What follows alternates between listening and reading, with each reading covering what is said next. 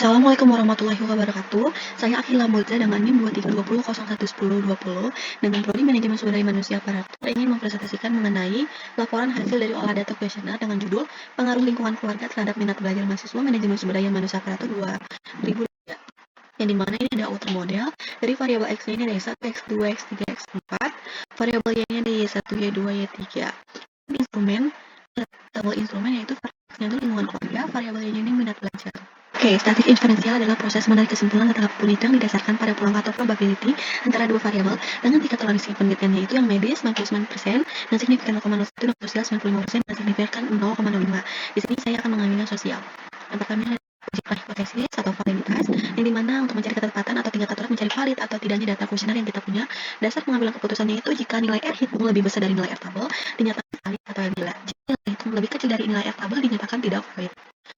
Juga dilihat dari nilai signifikan atau tutsialnya itu kurang dari 0,5 itu dinyatakan valid. Kalau nilai signifikan atau tutsialnya lebih besar dari 0,5 dinyatakan tidak valid.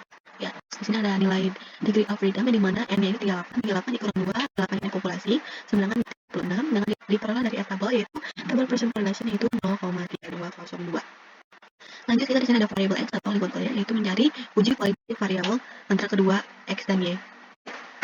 Berikut cara mencari uji validitas. Yang pertama ini kita masukin dari X1 sampai X8 yaitu variabel X, lalu total X dan variabel Y dan total Y.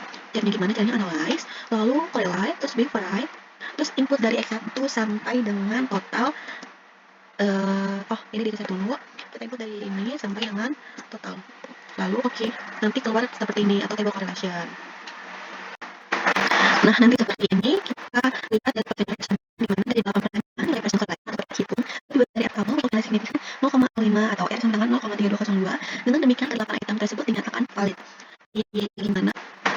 Kita balik lagi ke Word. Nah, ini hasil dari uji validitas di variabel Y yang dimana dari kanan pertanyaan nilai persen correlation atau R hitung lebih besar dari R tabel untuk nilai signifikan 0,05 atau R sama dengan 0,3202. Dengan demikian keenam item tersebut dinyatakan valid. Jadi variabel X dan Y-nya ini semua dinyatakan valid. Lanjut kita ke uji reliabilitas. Questionnaire dinyatakan reliable jika hasil uji reliabilitas atau questionnaire menunjukkan nilai alpha Cronbach. Di sini ada tabel tingkat reliabilitas yang pertama ini dari 0,00 sampai 1,0 dengan tingkat reliabilitas reliable sampai sangat reliable. Ini cari reliabilitas, kita ke analyze, lalu ke scale terus reliability analyze. Nah, kita riset dulu. Terus habis itu kita masukin dari X1 sampai X8. Jadi masukin ini tanpa total. Lalu pencet OK. Nah, lalu kita masukin keyword yang dimana nilai reliabilitasnya 0,409 dengan nilai alpha Cronbach di atas 0,4 itu 0,409. Dengan demikian diputuskan bahwa instrumen ini cukup reliable, dimana kita masukin ini cukup reliable.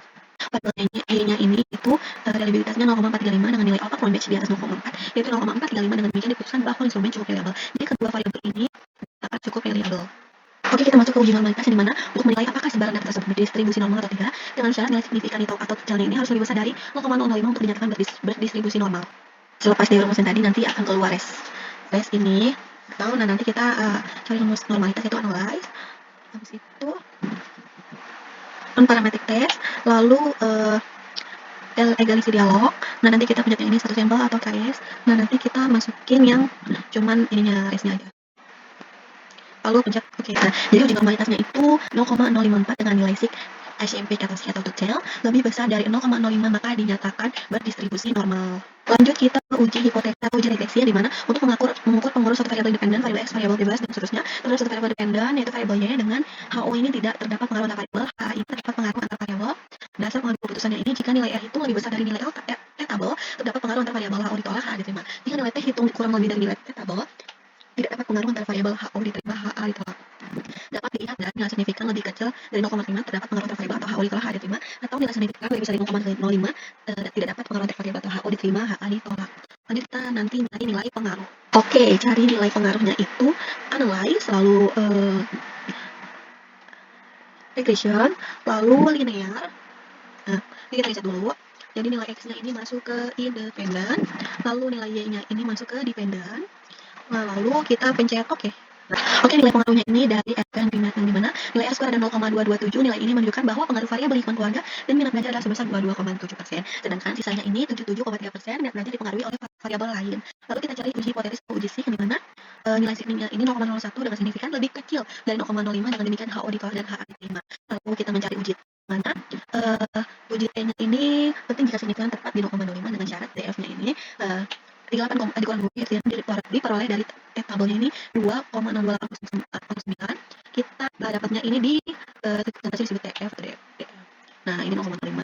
Ini masuk ke 36 ini, guys. Nih. Nah, itu 2,02809. Lalu kita naik lagi ke atas. Jadi nilai hitungnya ini 3,711, dan tabelnya ini 2,02809. Kita masuk ke tabel yang tadi. Jadi nilai T hitung lebih besar dari T tabel, dengan demikian HO ditolak, HA diterima. Nah, ini nih caranya kayak gini, guys. Yang tabel presentasi distribusi. Ini masuk ke persamaan regresi yang dimana Y-nya ini sama dengan 7,372, yaitu yang ini, ditambah 0,377 yang ini. Jadi 7,372 adalah angka konstanta. Angka ini memiliki arti bahwa jika tidak ada lingkungan oleh variabel X, maka nilai minat belajar variabel Y adalah 7,372.